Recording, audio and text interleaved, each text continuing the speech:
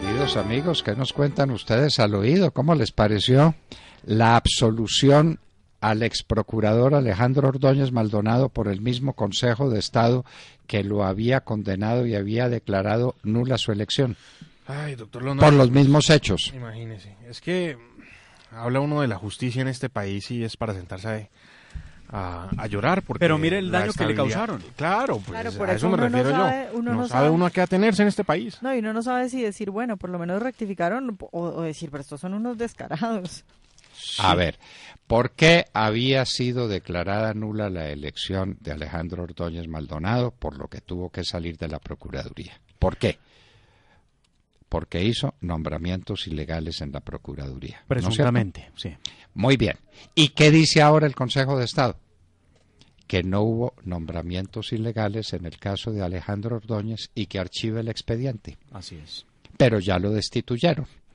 Pero ya nos quedamos sin procurador. Pero ya tuvimos... El daño ya está hecho. El daño ya lo hicieron.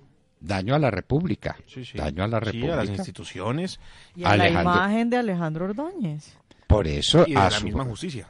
A su porvenir político y a la justicia tiene toda la razón, Sergio. ¿Qué clase de justicia es esa que ayer condenó y hoy tiene que absolver? Porque no tiene nada. Cuando se pusieron a examinar los nombramientos llegaron a la conclusión no hay nombramientos ilegales y Alejandro Ordóñez quedó absuelto, pero ya lo habían condenado y ya lo habían sacado de la Procuraduría. No, y es que mire, la única, en medios de investigación y del escándalo que le armaron al exprocurador Alejandro Ordóñez, hablaban de una cantidad de nombramientos, pero además de cantidades de nombramientos de magistrados metidos en la Procuraduría y de amigos de políticos y demás. Hicieron la investigación y entonces lo último que había quedado como para vincularlo pues al proceso y seguírselo, era el tema de la señora Olga Lucía Cadavid Castro, que fue señalada de ser cuñada del magistrado de la Sala Penal de la Corte Suprema de Justicia, Javier Zapata Ortiz. Sin embargo, hicieron una revisión en la registraduría sobre pidiendo pues el informe del registrador en el caso de esta señora para identificarla y no encontraron parentesco alguno con Javier Zapata Ortiz. Por ese motivo, pero es que además, vea doctor Fernando, Javier Zapata Ortiz, sí. Olga Lucía Cadavid Castro. Bueno, pues, pero un parentesco hay por una vía muy rara, ¿no? Esto es una cosa muy rara. No, eso es política. Parentescos, eso es política. Parentescos sí los que deben investigar en la JEP, ¿no? Y parece que la Procuraduría ya le está poniendo el ojo a varios contratos. A varios parentescos. A varios parientes. Muy sí. Bien. Y eso sí. Entonces absuelto Alejandro Ordóñez, después de haber sido condenado. Entonces todos los que dicen Alejandro Ordóñez, un tipo terrible, lo nombraron embajador ante la OEA, pero es un hombre que tuvo que ser destituido y que hacía nombramientos ilegales. Le acaba de llegar la razón a Washington de que fue absuelto, porque no había nombramientos ilegales que imputarle. En buena hora igual, doctor Fernando. Bueno. ¿Y cómo les pareció el artículo de Montaner sobre las declaraciones de Timochenko? Es que no han sido suficientemente subrayadas. A Timochenko lo acosaron a preguntas sobre la violación de niñas y cuando decimos niñas son niñas. No es un eufemismo. Sí, claro, lo eran, es literal. Mire, no es decir, una niña de 30 años, no, niñas de 11, de 12 y de 13 años. ¿Qué dijo? Que esas relaciones sexuales eran consentidas. Estas muchachitas supremamente precoces, las campesinas, se morían por acostarse con los guerrilleros. Varias cosas respecto a esas declaraciones de Timochenko. Esto se produce después de la primera entrega de denuncias que hicieron las niñas de la Corporación Rosa Blanca en el Congreso de la República, donde Paloma Valencia, la senadora del Centro Democrático, le dijo a Pablo Catatumbo narcoguerrillero. Esas llamaron a Timochenko en Blue Radio para preguntarle por esos señalamientos que estaban haciendo las niñas de la Corporación Rosa Blanca. Obviamente Timochenko lo primero que dijo era que se trataba de comentarios que buscaban golpear el proceso de paz y acabar la legitimidad de lo que habían logrado para construir ese consenso.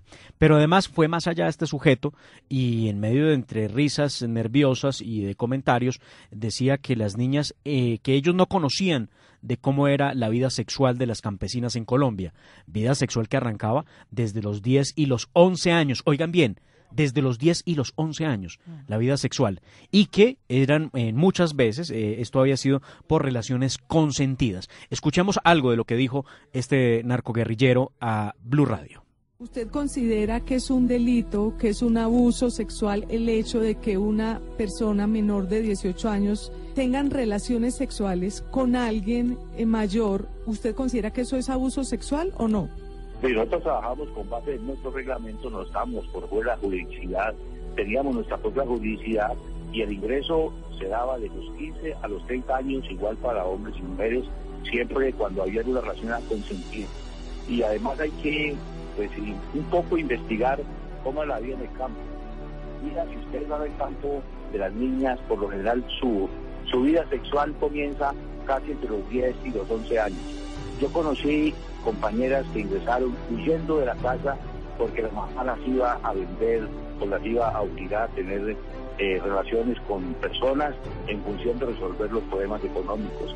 Y algunas muchachas las tomaron como salvación. Oiga, nada distinta la declaración de este narcoguerrillero a la que dio Gustavo Petro también este año, donde afirmó que las niñas de las niñas campesinas, se iban de sus casas buscando toallas higiénicas en la guerrilla de las FARC. Que se metían a las FARC porque había suministro de toallas higiénicas. Por la bueno, pues se necesitó que un hombre como Montaner, de su inmenso prestigio, autor de grandes obras sobre los temas más variados, desde la historia trágica de su patria Cuba hasta presentaciones de fondo sobre la política de nuestro tiempo, pues se necesitó que un hombre como Montaner pusiera eso en evidencia para que ahora sí la gente dijera, pero ¿de qué hablan estos salvajes, por Dios? ¿De qué hablan estos salvajes? Y entonces las niñas empezaban su vida sexual a los 10 años y a los 11, quedaban embarazadas y ellas pedían que las hicieran abortar con palos y con alambres de púas. Hombre, pero por Dios. Vea, cuando Gustavo Petro dijo eso de las toallas higiénicas, una de las chicas de Rosa Blanca le contestó que ella jamás se dejaría violar por una toalla higiénica.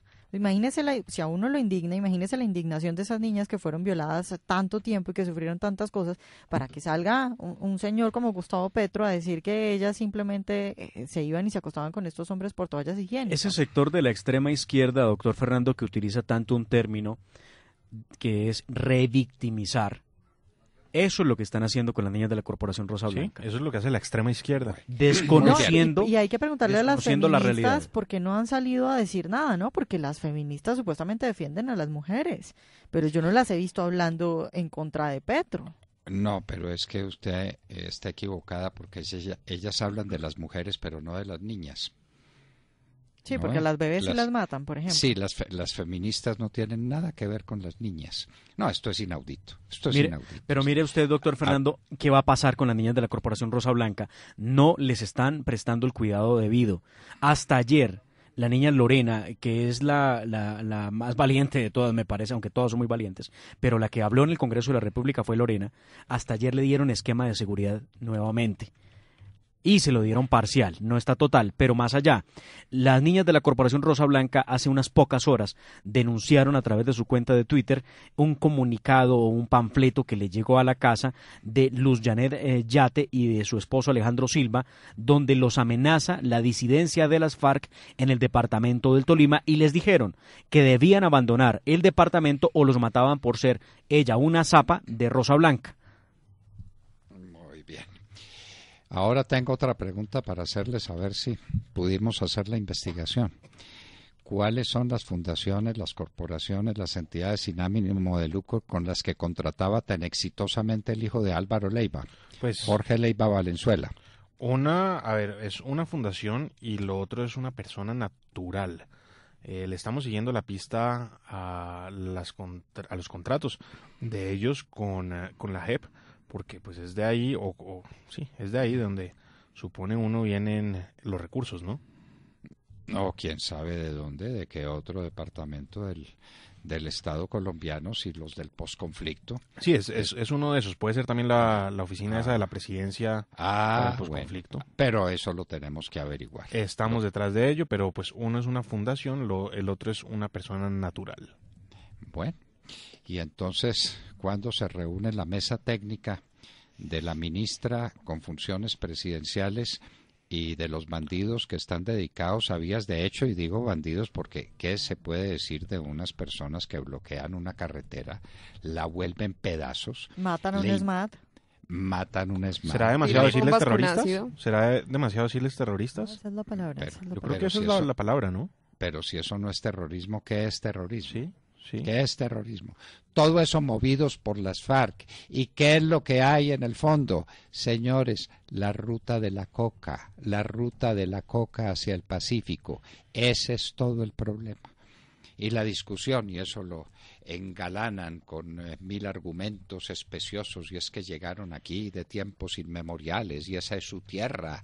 Y entonces, conclusión, deben sacar el ESMAD, deben sacar la fuerza pública, los deben dejar en paz para que adelanten el negocio ellos y los que llaman campesinos, que son los miembros de las FARC. Sí, Así, ahí es así. donde está el tema. Y con ellos sí, con mucho cuidado, a ellos sí los dejan invadir la Panamericana, pues sin ningún problema. Mire, hay un trino de una persona que se llama Andreas Althoff, y dice lo siguiente, dice, un indígena no deja de ser un colombiano, y ante la igualdad de la ley debe ser tratado como un colombiano. Si 200 paisas bloquean una carretera, el Estado usa la fuerza contra ellos, pero si lo hacen 200 indígenas, el Estado no se atreve a actuar de manera efectiva. Tiene toda la razón, me parece. ¿Llevamos cuántos días? ¿11 días? 11 o 12, sí. 12 señor. días. 12 días. Los daños que eso supone. Uno ve esos muchachitos, por ejemplo, los hijos de venezolanas que iban para el sur del país. Se les acabó la plata, no tienen comida, se están muriendo literalmente de hambre, unos niños metidos 12 días en un camión.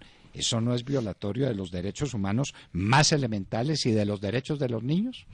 La gente enferma que no tiene medicinas, por ejemplo. Yo creo que alrededor de eso hay como una especie de corrección política, de que la gente no se atreve a atacar, bueno, algunas personas no se atreven a atacar a los indígenas, que porque ellos son muy buenos, que porque históricamente, y eso parece como la leyenda negra, que históricamente los hemos atacado y les hemos robado sus tierras y no sé qué cosas. Entonces hay como un mito ahí alrededor de los indígenas que no permite ni siquiera que se critique cuando son terroristas. Y ahora lo que piden es que los dejen con su negocito de la cocaína, que es un negocio muy bueno y muy fácil y muy sabroso, sobre todo para los que mandan ahí, ¿no? Que es un negocio ancestral, Ancestral, doctor claro. Fernando. Ah, Ancestral. un negocio, el de la coca. Cultural, tiene que entender Espiritual. eso. Sí. Ellos culturalmente mandaban cargamentos de coca al Océano Pacífico. Intercambio cultural, sí, señor. ¿Qué hay de los del oficial y de los soldados que se perdieron en un río, en la desembocadura de un río sobre el Pacífico? Pues la noticia es que no hay noticia, doctor Londoño. No. Desaparecieron. Sí, Desaparecer. Pero como son soldaditos no vale la pena, ¿no es cierto? sí. Los de la Armada, recordemos, en la desembocadura de un río cerca de Buenaventura. Y el otro, un oficial de inteligencia militar que fue secuestrado. Su vehículo fue incinerado, apareció el vehículo, pero pues del soldado no se sabe nada. Ustedes vieron un video que está circulando del ataque de unos bandidos a una camioneta en las cercanías de Medellín. Sí, señor. Sí, espantoso. No. Le prenden candela y lo cogen a bala. Pero Eso parece más una película que una cosa de la vida real.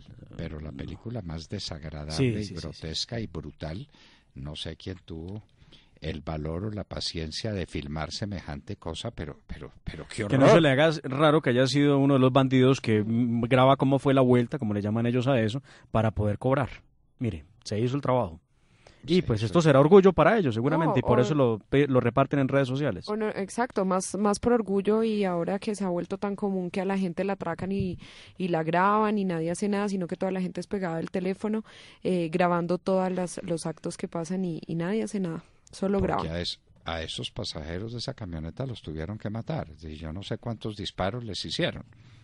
Pero Pues eso es eran una- 5 pistolas y cada una descargó el proveedor 2 veces. Bueno, entonces Porque usted veía cómo iban cargándolo. hagan la cuenta.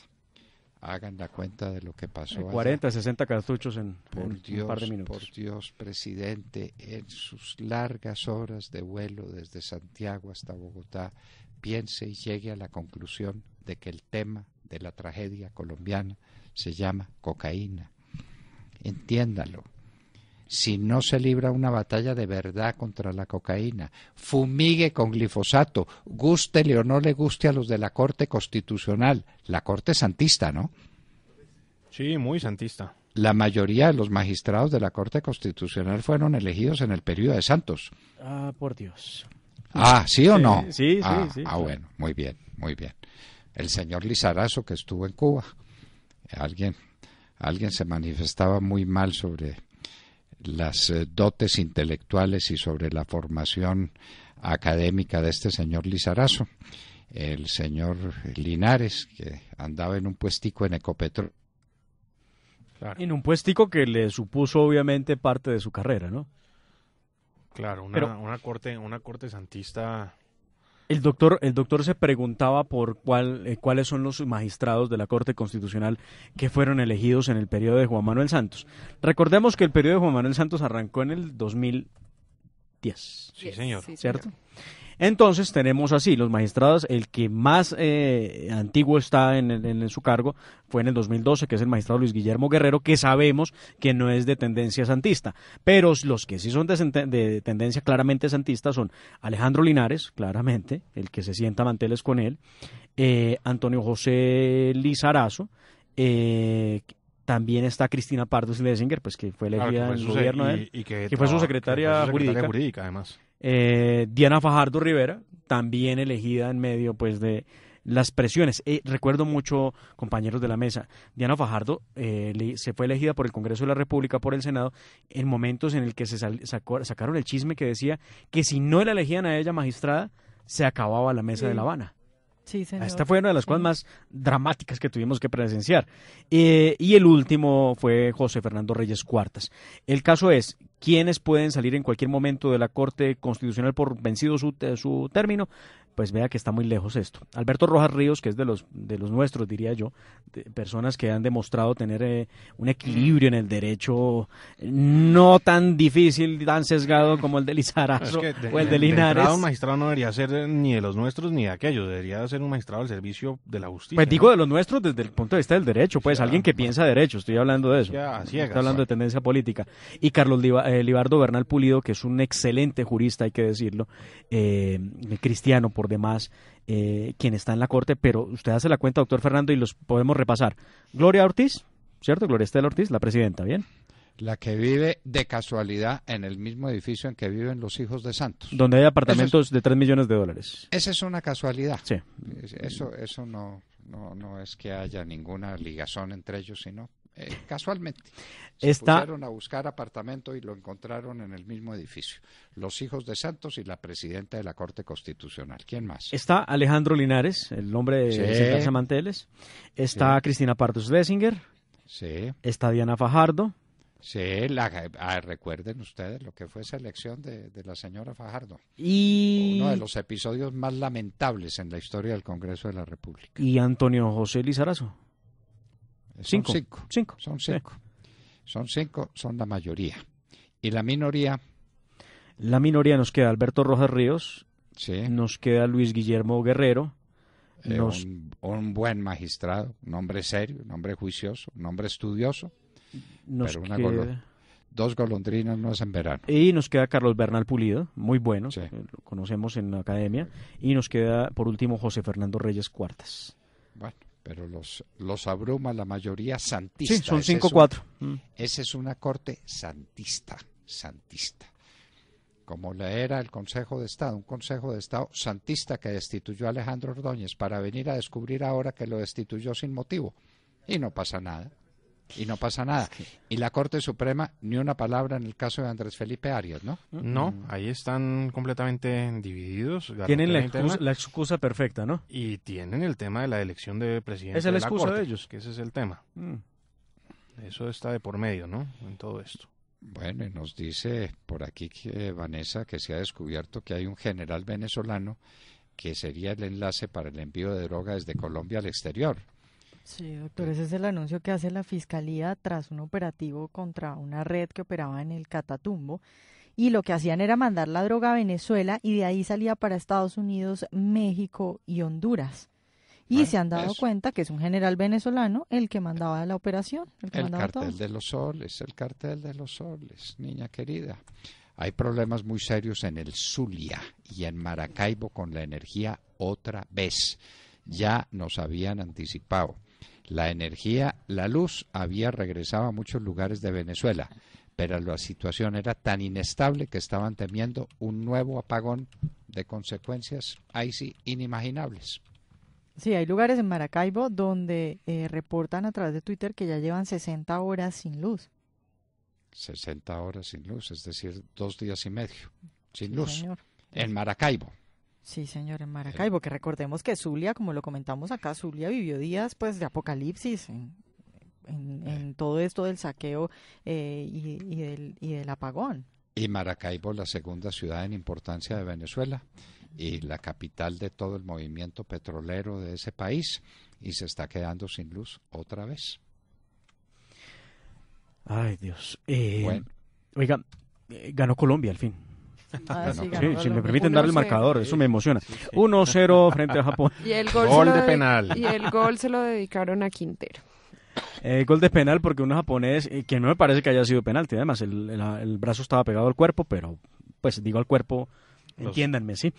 Los japoneses juegan muy bien. Claramente los brazos están pegados al cuerpo, pero estaba pues pegado a su estómago, pues no se estaba tapando pues para que no recibiera un balonazo.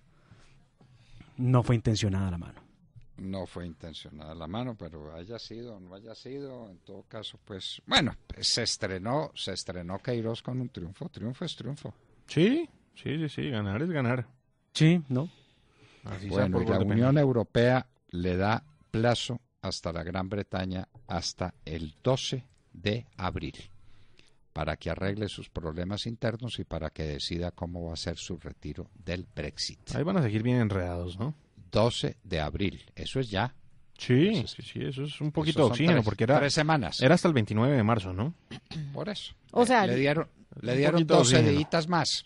Sí, pero les dice, si le dice a la señora Teresa May, si usted logra que le aprueben el acuerdo, entonces tiene hasta el 22 de mayo para arreglar todo.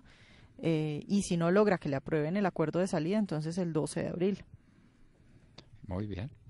Y les contaremos que en un minuto estaremos con la doctora Victoria Rojas, directora ejecutiva de la Sociedad de Agricultores y Ganaderos del Cauca. La vida real de agricultores y ganaderos del Cauca, de la inmensa mayoría, los que están metidos en la Panamericana y tiran piedras y tiran papas explosivas son una minoría, pero una minoría violenta, brutal. ¿Qué pasa con la gente que quiere trabajar en el Cauca? Con la gente que necesita trabajar para vivir.